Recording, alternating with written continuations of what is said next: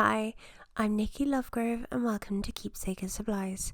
Today I'm showing you how to make this memorial lock of hair orb with bello opal. We'll talk about hair visibility. I'll show you two ways of adding gold leaf to an orb or bead and curing black UV resin.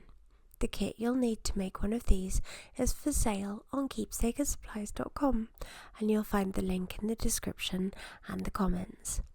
This video is filmed with my client Emma's permission. Thank you for allowing me to show your mum's hair to help my students. This is dedicated to her for Mother's Day. You can ask your client to send a photo of the total amount of hair they have. Make sure that they never send the whole amount, just in case it's lost in the post. If the hair looks very light in colour, you can suggest they hold it in water to see if it goes see-through. Most grey human hair can be hard to see in resin. The water trick gives a better idea of what's possible. Emma's mum's hair has come up very well in the finished orb, but hair won't always be this visible. To prepare the hair, lay down a line of clear resin on label backing paper. Separate a piece of hair from the rest and trim if needed. Put the trimmed hair and the main lock back safe in the pot. Lay the hair on the resin and arrange it nicely.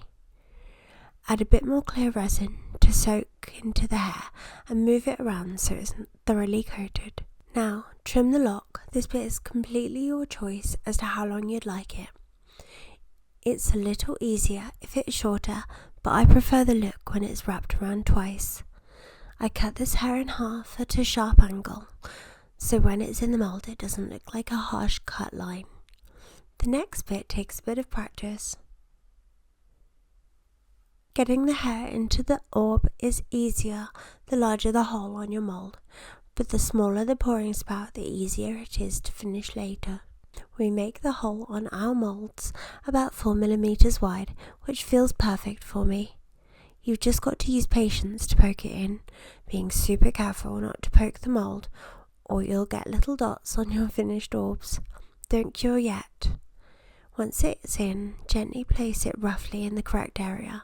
I like mine around the equator. Now, fill the mould with clear resin. Don't cure just yet either.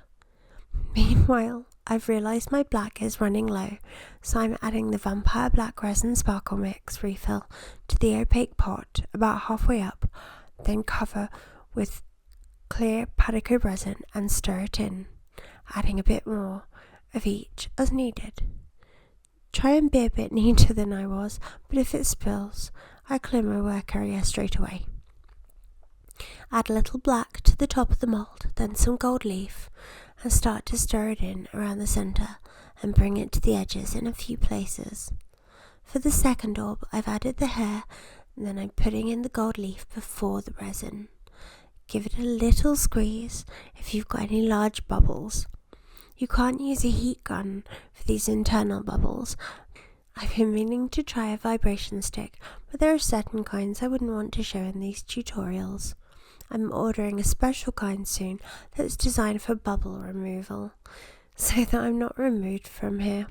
Next, add some of your colour, and if you'd like, you can add bello opal. I used Kuratobi Black, which I use as a morning black. If you bring the black all the way to the outside of the orb and it's opaque, you will find that it doesn't cure inside. Instead, I like to use a technique I call the beach ball resin technique. In my solid gold ashes orb tutorial, I go into more detail on this technique. The resin should be flush with the bottom of the pouring spout. Slightly underfilled is easier, but not too much of a dip.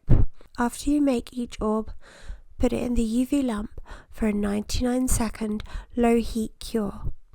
I like to cure them each at least 3 or 4 times, turning after each cure. Whilst they're in, clean your workstation. Once the orbs have completely cooled down, you can remove the spheres from the mould. Don't be tempted to touch them sooner. I put them on a cold tile to speed it up. Arrange them somewhere you can take a photo for your client to make a choice and send them a photo. Emma asked to see an option with citrine colours for the November birthstone too. If you'd like to see more birthstone pieces, then please let me know in the comments.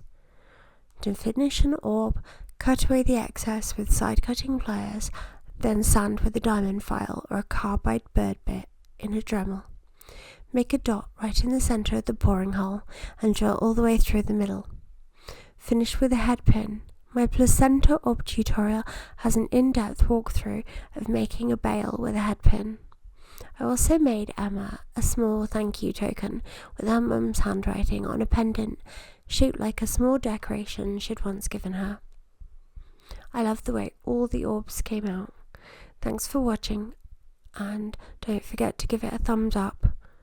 I promise to start posting new content again now I'm settled in the new workshop in Bath. Don't forget, I've linked to the blog and all the supplies you'll need down below. Now, relax and do some crafting.